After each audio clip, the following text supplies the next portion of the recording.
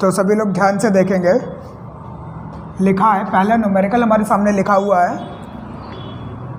एक अवतल दर्पण की फोकस दूरी 10 मीटर है, तो अवतल दर्पण की वक्रता त्रिज्या का मान क्या होगा। सभी बच्चे बड़े ध्यान से देखेंगे। देखिए लिखा है, क्वेश्चन को पहले समझिएगा। जब भी हम न्यूमेरिकल करते हैं तो न्यूमेरिकल को पहले समझा जाता है, और जब हम न्यूमेरिकल को तोड़ देंगे तो न्यूमेरिकल हम बहुत अच्छे आसानी से और अच्छे से कर पाएंगे। तो मेरे साथ देखिएगा, बड़े ध्यान से देखिएगा। सही बच्चे बड़े ध्यान से देखिए। मैं इसको सबसे पहले तोड़ूंगा, न्यूमेरिकल को तोड़ूंगा। पहले हम इसका मीन से समझेंगे कि हमसे कहा क्या जा रहा है। तो हमसे कहा जा रहा है एक अवतल दर्पण की, यानी कि हमारे पास एक अवतल दर्पण है, हम उसको ड्रॉ करेंगे। सबसे पहले हमने ये ड्रॉ कर दिया अवतल दर्पण इस तरह से। देखिए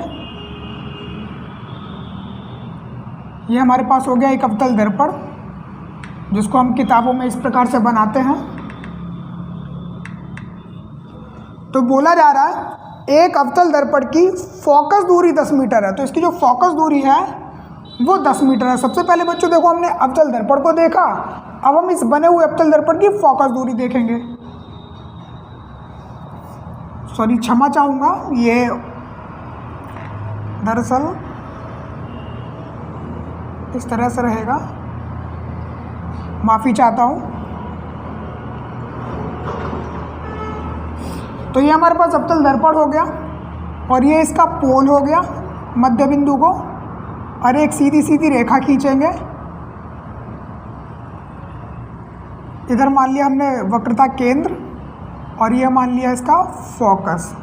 तो देखिए फोकस दूरी क्या होती है, F यानी कि फोकस, और पोल ध्रुव, जिसको हिंदी में, पोल को हिंदी में क्या कहते हैं, ध्रुव।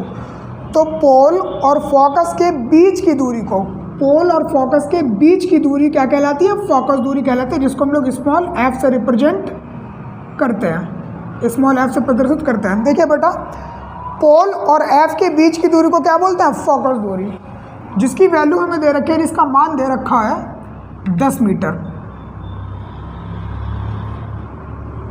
जिसका मान दे रखा है 10 मीटर। तो जो हमसे कहा जा रहा था उतना हमने कर लिया है। हमसे कहा जा रहा था कि एक अवतल दर्पण है और उसकी फोकस दूरी 10 मीटर है।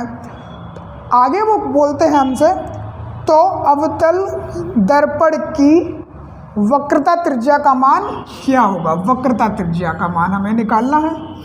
वक्रता त्रिज्या क्या होता है बेटा, पोल, ये P पोल, जिसको हिंदी में कहते हैं ध्रुव, तो ध्रुव, और वक्रता केंद्र, जिसको C से प्रदर्शित करते हैं। पोल और वक्रता केंद्र के बीच की दूरी को क्या कहते हैं हम लोग, वक्रता त्रिज्या। क्या कहते हैं, जिसको हम लोग रिप्रेजेंट करते हैं कैपिटल R से। तो हमें ये डिस्टेंस हमसे पूछा गया, ये डिस्टेंस हमें निकालनी है। हमें वक्रता केंद्र और पोल के, वक्रता केंद्र और पोल यानी कि ध्रुव के बीच की दूरी हमें निकालनी है। हमें दे रखी है पोल और F के बीच की दूरी हमें दे रखी है। तो जो हमें दिया है सबसे पहले उसको लिखेंगे। हम यहाँ पे लिखेंगे दिया है, क्या दिया है, दिया है दर्पण की, अवतल दर्पण की फोकस दूरी। तो लिखेंगे अवतल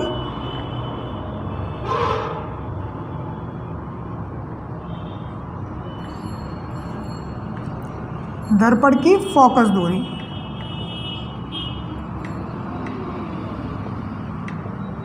जिसको रिप्रेजेंट करते हैं स्मॉल f से, और वैल्यू उसका दे रखा है हमें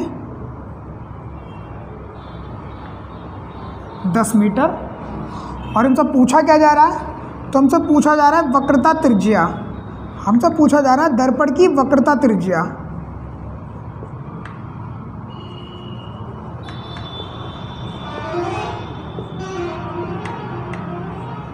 अवतल दर्पण और ऐड कर लेंगे यहाँ पे। तो अवतल दर्पण की वक्रता त्रिज्या का मान, जिसको कैपिटल R से प्रदर्शित करते हैं, हमें निकालना है। तो उसके आगे हमने क्वेश्चन मार्क लगा दिया। तो हम यहाँ लिखेंगे, हम जानते